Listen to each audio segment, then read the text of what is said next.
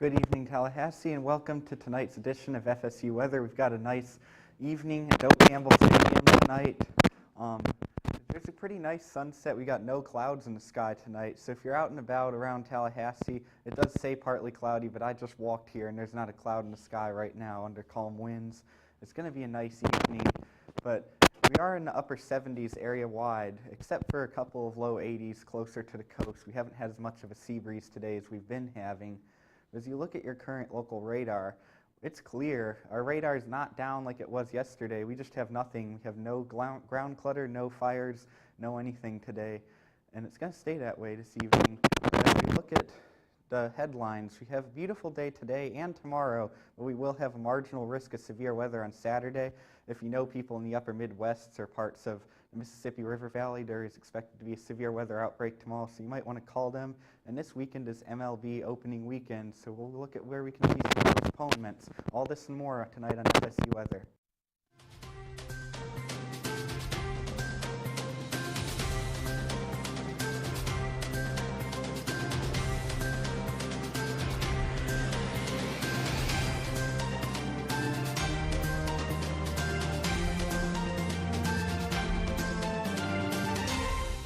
Good evening, Tallahassee, and welcome to our Thursday edition of FSU Weather. I'm student meteorologist Alejandra Garcia, bringing you guys a beautiful evening here in Tallahassee. I don't know if you folks have been outside, but it is just beautifully clear. It is just very warm, and you're really feeling just that spring energy. We did have some cooler weather in the middle of this week with that cold front that passed through.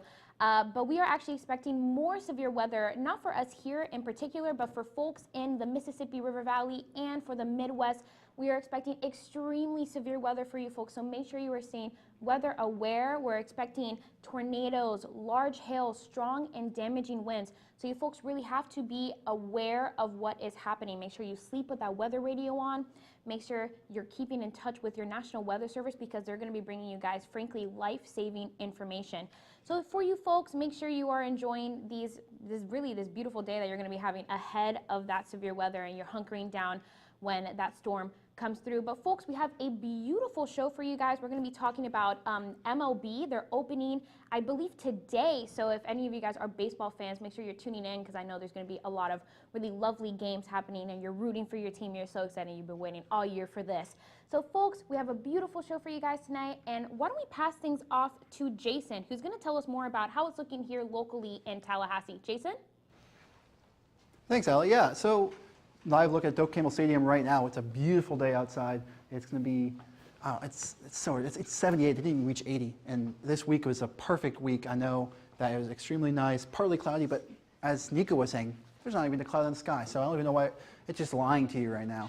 Winds are really calm. Temperature Olmec, it's just about average, which is exactly what you want this time of year because that 77 looks nice. And 79, I don't even think it hits 79, but it definitely didn't feel like that with that very nice day outside. We're not even close to that record, and even the low, I wish we had that low because it was very, I want that low because I like cold weather. But Tallahassee, it's just showing a beautiful, beautiful day, and even down by the coast, 73 down by the coast in Apalachicola, and then St. Mark's, 78. So Thomasville maybe a little colder, but it's just going to be similar temperatures throughout our area, and it's just very, very nice. Looking at their dew points, so that's also really nice because we have some dry dew points, and maybe Monticello, that's going to be around 56, and Thomasville's going to be around 46. So it's just, again, very dry, perfect this time of year in the spring. We really needed this, but we will be seeing those temperatures and dew points increase as we get along with even next week. Current radar showing literally nothing. It's literally perfect. No fire, no, you don't smell any fire like you usually do in this time of year, but it's just nothing. It's great, but let's zoom out. You might be a little curious why I'm zooming out all the way here, but maybe you're looking at those, but that's not the reason why. But I want to just bring your attention to here. Around Denver, that's that low pressure bringing that cold front that we'll be seeing some active weather for Saturday. So we actually have a marginal risk on Saturday, and that's going to bring us spotty, gusty winds and brief tornado, maybe near our area. So we need to pay attention, like get ready for that mindset of watching the weather, watching the local news, anything like that. So you can pay attention, go to your special place where you guys hide for a tornado if you need to. Looking at the future radar, it's going to be clear, maybe some pop-up clouds and stuff like that. Maybe Saturday, though, that's when it starts getting a little more cloudy, and we can see that marginal risk get into our area just north of here. So maybe around Saturday night, that's what we're going to see according to the future radar. Tonight's local forecast, though, it's going to be down to 58, so very nice, very cool, calm day, calm night. Sorry about that. And it's going to be St. Mark's around the coast. It's going to be really nice, too. It's might be a great time to go to the beach at night. Yeah, well, it'll be fun.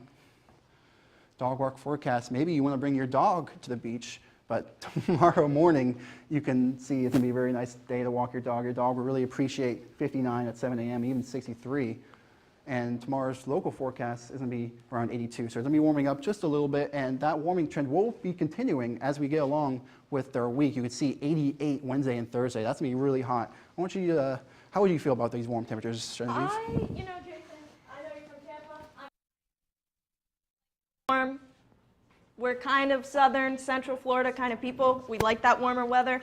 And it's kind of refreshing for me, so refreshing from those like 2 days of chilly temperatures that we got. I'm really liking them starting to warm down. But really, we're looking really nice along Florida where we're seeing into these 70s for the whole state. Orlando looking gorgeous, Gainesville, blue sky.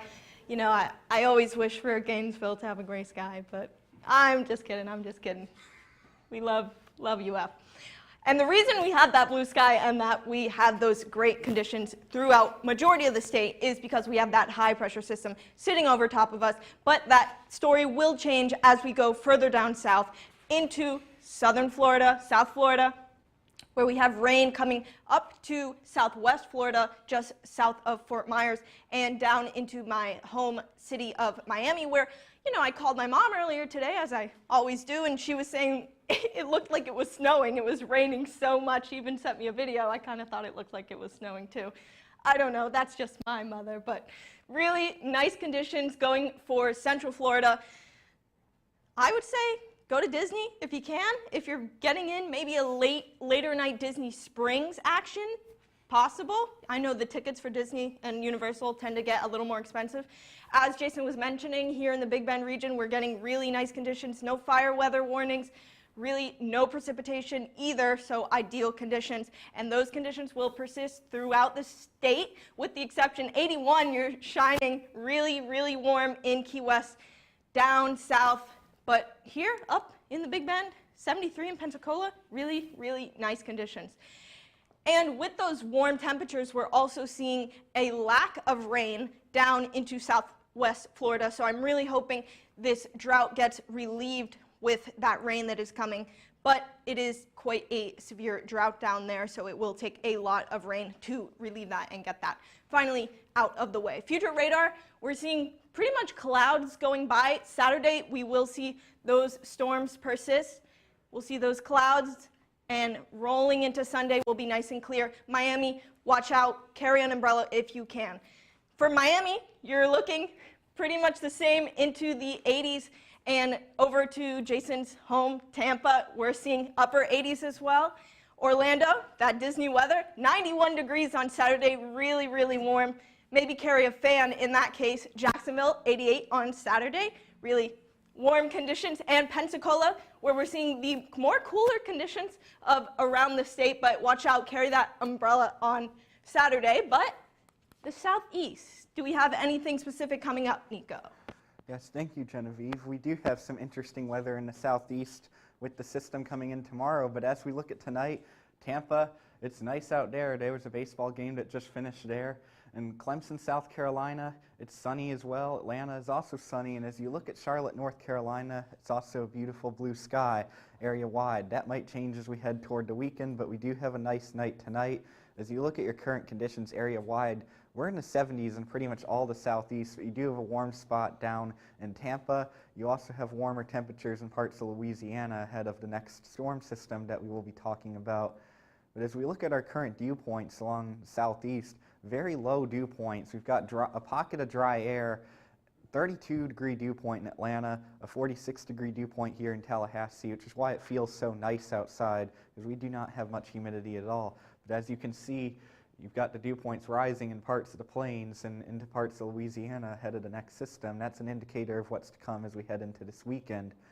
As we look at our satellite and radar, though, this is another reason why we're so nice and clear today. We have a dome of high pressure centered over the southeast, and that's keeping the entire southeast region clear. But as you can see, Oklahoma, you have some showers and storms. There actually is a marginal risk of severe weather out there tomorrow, or out there tonight. So if you know anyone, definitely let them know. Nothing crazy expected like what we're going to see tomorrow, but they definitely could have some severe weather, so they should keep an eye to the sky just in case. And as we look at our upper level water vapor, this is the system that we are going to have affecting parts of the country over the next couple days. You can see that there's a lot more moisture in parts of the plains right now. Ahead of this system, you got drier weather out to the west, and this is where you have fire danger at the moment, and you've got very dry air across parts of Florida and the southeast, which is making for a cloudless sky this evening. So as you go into tomorrow, though, here's where we have to worry about some severe weather. We have two moderate risk areas. One is up here that we're going to talk about later tonight, but the big one in the southeast, right around Memphis, Tennessee. If you have any family and friends in the Memphis, Tennessee area, or parts of northeastern Arkansas, parts of northwest Mississippi, southeastern Missouri, southwest Kentucky, you should let them know to be prepared to get into their safe places tomorrow. Unfortunately, Mississippi is getting hit again after last Friday, so if you know anyone out there, tell them to learn lessons from last Friday, and that with the nocturnal threat this Friday, if they're living in a mobile home, they should find somewhere sturdier to go spend the night on Friday so that they can be safe. As we look at our future radar, you could see the system moving into parts of Arkansas, and by tomorrow evening, it's already getting into parts of Mississippi and closer into the southeast. As we look at tomorrow's forecast, it warms up into the 80s area-wide, except for the 70s in the northern part of the southeast. But now I'm going to pass things off to Ale. Thank you so much, Nico. Yeah, folks, we're going to be doing a deep dive into the severe weather that's going to be impacting those folks in the Midwest and in parts of the Mississippi River Valley. So we're going to be taking a look right now at Iowa and parts of Tennessee and even Mississippi, which don't let that temperature fool you, folks. It's mostly in the 70s around there. But they're going to actually be experiencing some warming temperatures as that cold front eventually moves in and brings all that really devastating rain and wind, hail, tornadoes, all you can really imagine. So it's looking a little bit cloudy, a little bit moist over in these areas, but it will get even more moist when these storms roll through. So for that day 2, that's going to be on Friday, we're expecting all severe modes. So that includes storms with damaging wind gusts. You're going to have storms with strong tornadoes and large hail. So we actually did have a hail outbreak mostly in the southeast. So folks, you're probably going to be experiencing a lot of dangerous situations. So make sure you're sleeping with that weather radio on and you're saying weather aware, especially if you've already had severe weather come through your area. So the setup that we're expecting is a very strong, deep, low pressure system that's going to be moving in to the Midwest, bringing in just very moist and just very good condition for convection. So we're going to be getting some moisture in from the Gulf that's going to be, again, adding to that instability for these folks. And when that front taps into that instability, it's going to be bringing that really nasty weather.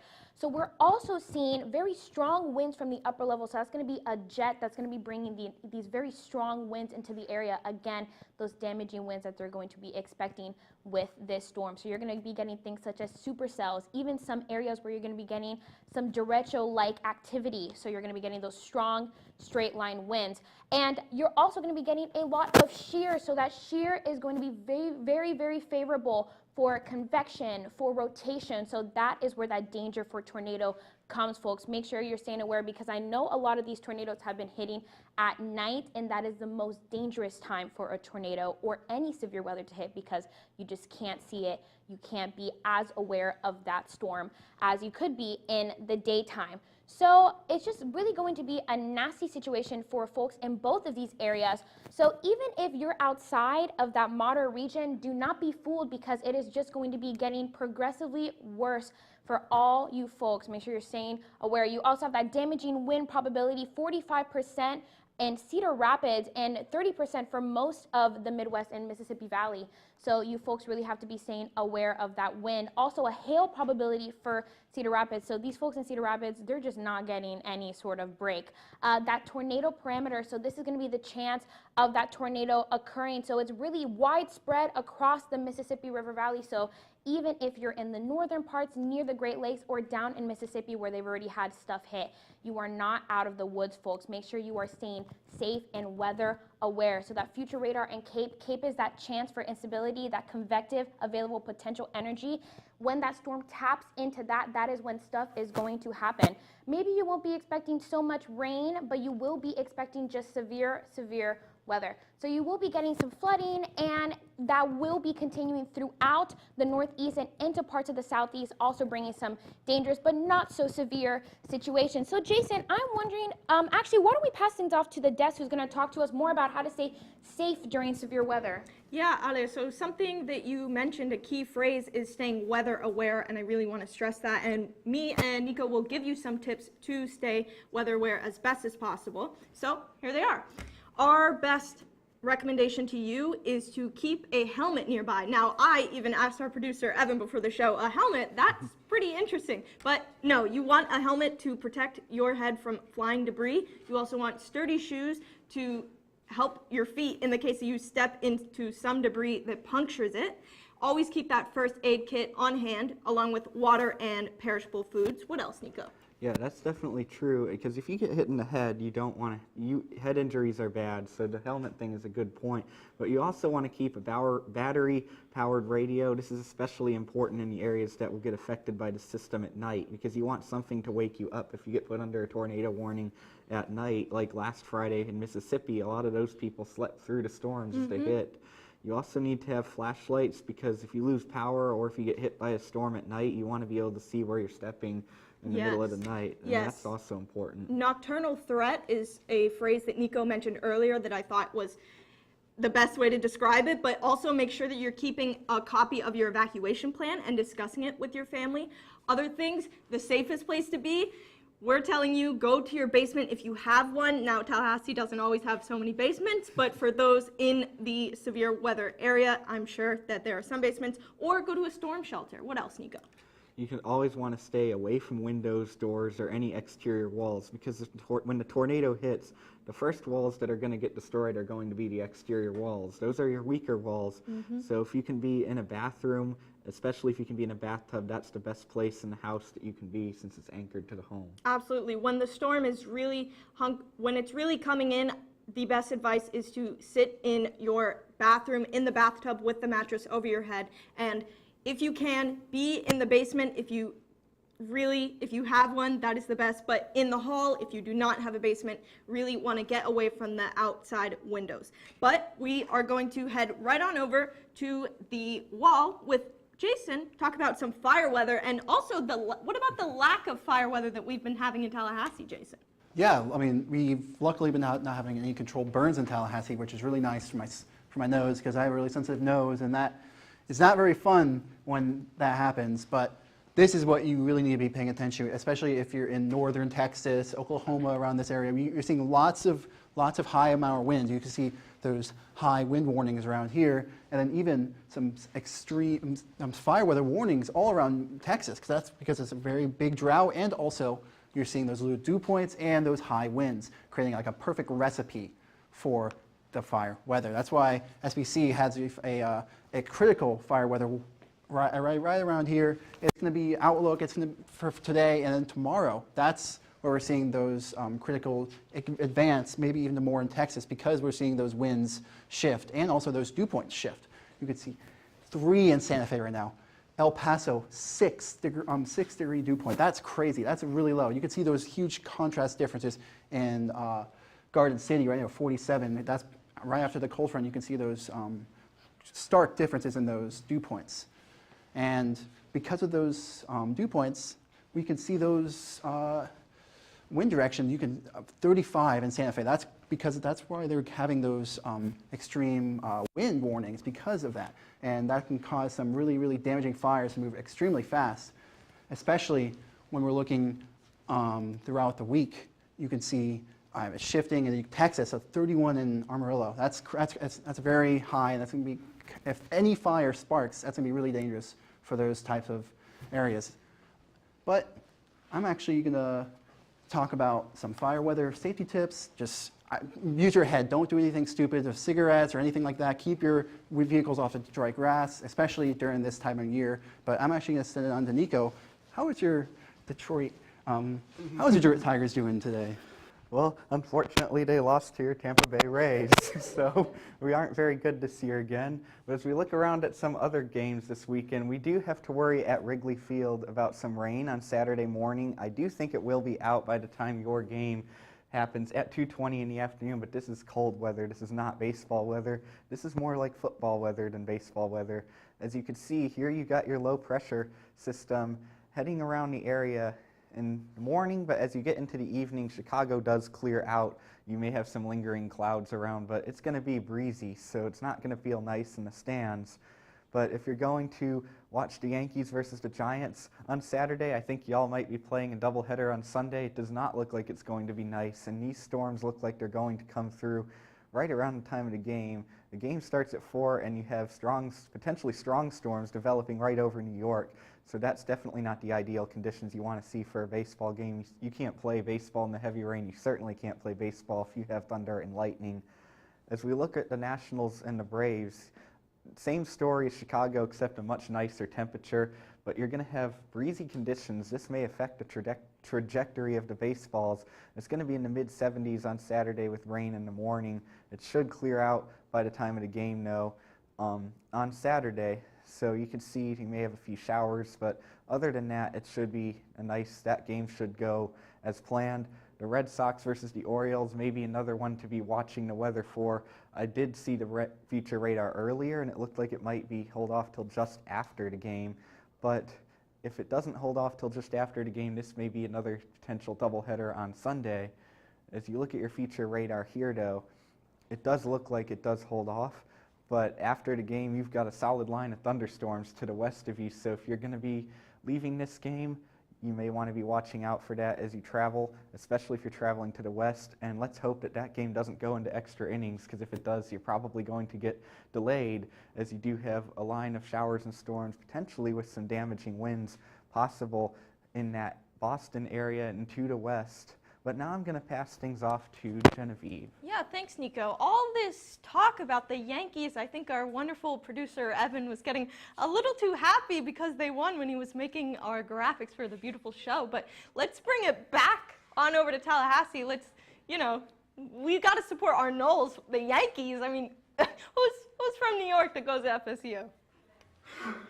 For our area cameras, we do have some beautiful sunshine peeking through. Now that is really nice because that is going to go a little bit away on Saturday when we have that rain coming and that chance for severe weather further up north into the southeast. But tonight in College Town, if you are thinking about staying out late or maybe going for a drive throughout the area, maybe a late night Taco Bell, maybe a Whataburger, I maybe speak from experience the past couple nights, but we do have some really nice conditions for your evening into the 60s, so maybe bring a jacket if possible. Check out this beautiful graphic. Tomorrow, if you're thinking about getting down to the pool after your classes, or maybe you're one of the lucky few that don't have Friday classes, I'm always very jealous of you. Tomorrow, we'll have that really nice high of 82 degrees, winds coming out of the south-southeast at 14 miles per hour, so not too much wind, really warm conditions. We're seeing spring-like getting into summer-like conditions. And for your beach forecast, if you're thinking about maybe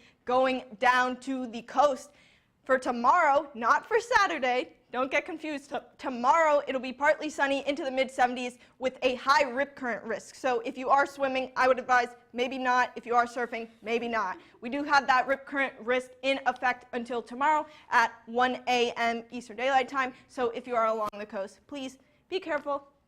Turn around, don't drown. We use that for rain, but I'm going to use that for the rip current risk as well. Now, what I was talking about, forget about the Yankees. Let's bring it back to our Knowles.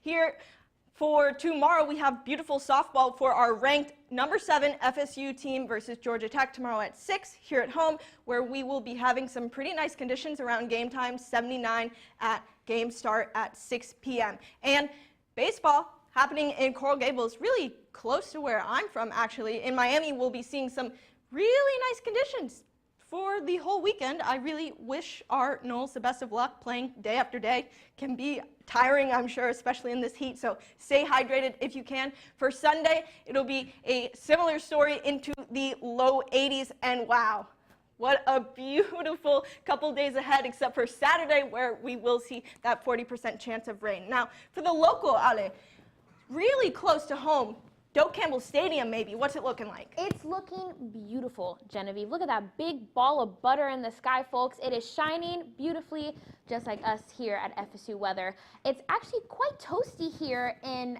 Tallahassee.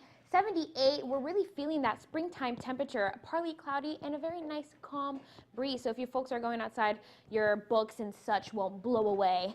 So those current temperatures, again, we are in the upper 70s, hitting maybe some 80s around the area, but we're really firmly in the upper 70s again, that really beautiful temperature, very clear conditions, again, ahead of that rain that we're expecting this weekend. Current local radar affirming exactly what I just said. Beautiful, clear conditions, folks. You have absolutely nothing in the area to worry about. No clouds, no wind, no rain. So folks, go ahead and take advantage of this beautiful afternoon. I know some folks maybe have already taken their midterms, so it's going to be really nice for you. That future radar is showing things that are not so nice. You're going to be getting some cloud cover and some storms at the tail end of that low pressure system we're expecting tomorrow that is going to be moving into our area later. So tonight in Tallahassee, 57 is going to be quite chilly, so make sure you folks bring a jacket. And for the week ahead, we have a really lovely week later on, but this Saturday we are expecting some quite stormy conditions, so folks, make sure you're staying weather aware. Now let's pass things off to Jason, who's going to close off our wonderful show. Deli, yeah, so it's a beautiful week, basically. I really liked the weather today and yesterday. Yesterday was even nicer than today. It's just gradually warming and warming up. And as you saw on the 7-day, 88 for next week. I don't like seeing those temperatures. I don't think most people do, except people who are from the north, want to come to the south and likes the heat for some reason. I don't know what kind of person likes the heat, but I certainly don't. But it was a beautiful day outside, barely any clouds in the sky. Opening day, Rays won against the Detroit Tigers. It was a great win, and especially maybe we go undefeated this year, 162-0 maybe, I don't know. We'll see what happens. I think we have a shot for it, but it's going to be a great weekend, except for Saturday. That's when we're going to be seeing those marginal risks for Tallahassee. So make sure you guys pay attention for that, because that could be critical for those times, because we might have some severe weather and tornadoes for our area. That's going to be really important for you guys to pay attention and watch, because I don't know, it's just one tornado or one small tornado that can really affect someone's life, and that's really important. But actually, let's follow us on Twitter, because you can get those updates at FSU Weather, and like us on Facebook at FSU Weather also. So yeah, then we can watch us on YouTube. Our only place to watch us on YouTube, not today, but maybe tomorrow. Tomorrow's the last day you can watch us on WFSU Weather. And FSU Weather is going to be a great way to watch us on Instagram, maybe some pictures we have and stuff. But I'm actually going to send it on to Genevieve to talk about the 7-day for the last part of the show. Yeah, Jason, just real quick, before then, I want to touch on something that you were just talking about, which is April 1st to WFSU. We will only be on YouTube at FSU Weather, so please stay tuned there. For those in Tallahassee staying in for the weekend, please prepare on Saturday for that rain to come. Beautiful conditions to come. It'll see 88 into next week. Stay dry, stay warm, stay cool, Tallahassee.